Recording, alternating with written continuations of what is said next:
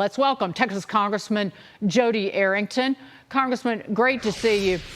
After the election, good to be with you. The Democrats, they're inflicting pain on the American people for power, standing atop the suffering of all in a power grab. After the election, will they then, take their loafered foot and high heel off the neck of Americans, realizing they've done what they could do to maybe win the governorship in Virginia? Well, you called it right. It's the strategy of the people's pain for the Democrats' political gain. It was a political calculation that got us into this, what will be tomorrow the longest shutdown in the history of our country, and it will be a political calculation that gets us out of it. They're feeling the pressure, Dagan, from key constituencies within their own party, right? Labor unions, anti-hunger groups.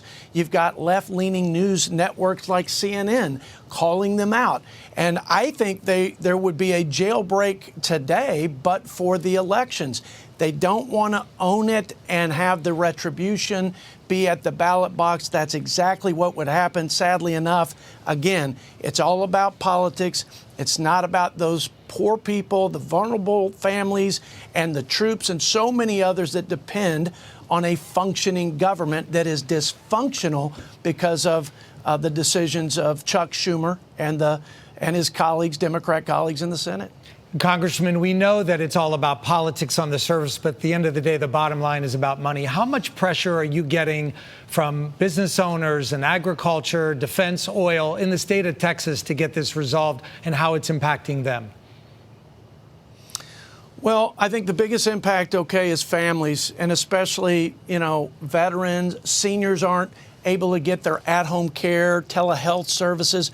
So it's families and individuals, I think, is the key metric. But there is widespread ramifications. CBO did a study that shows that tens of billions of dollars are being adversely impacted on the economy nationwide. $6 billion already for just my home state of Texas. That's unemployment goes up, so people are losing their jobs, their wages and income go down. So bottom line is less money in the pockets of hardworking families. So there is nobody that is untouched, unscathed from the reckless decision of Chuck Schumer and the Democrats in the Senate to reject 13 times what they've always accepted,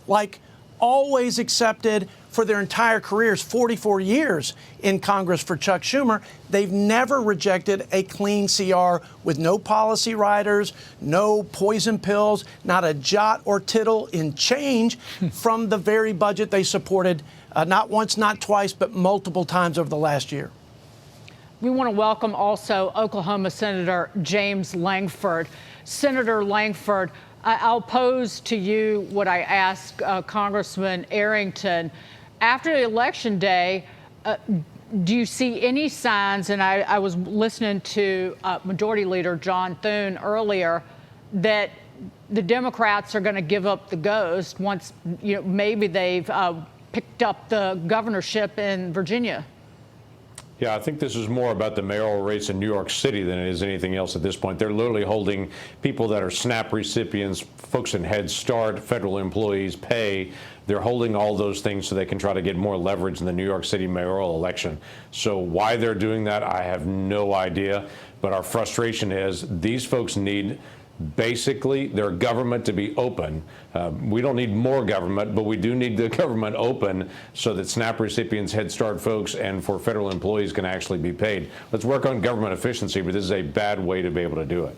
Senator, we know clearly that the Democrats are largely to blame for this, and we know that voters are tired of hearing about it.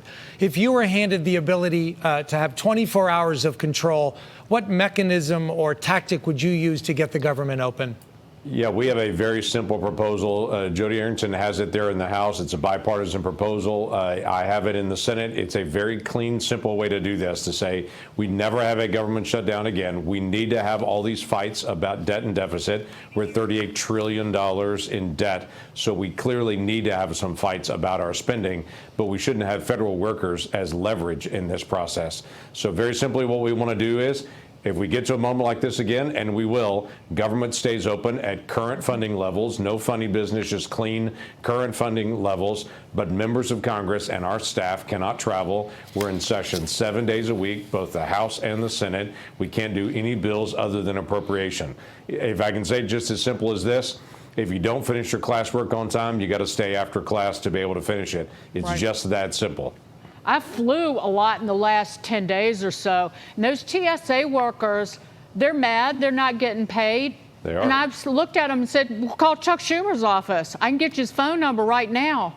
And they all looked at me like I'd exposed myself. Yeah. I'm like, it's not the Republicans' fault. I don't care who you voted for last year. But they're showing up. It's not Trump's. Yeah, some of them are showing up, but that's the linchpin is the lack of staffing, lack of FAA staffing, and the TSA. Shutting the government down is the most expensive way to save money, it feels like right now. Most expensive way to save money. Great to see both you gentlemen, Senator James Lankford and Congressman Jody Arrington. And to be clear, I did not expose myself to TSA. Good.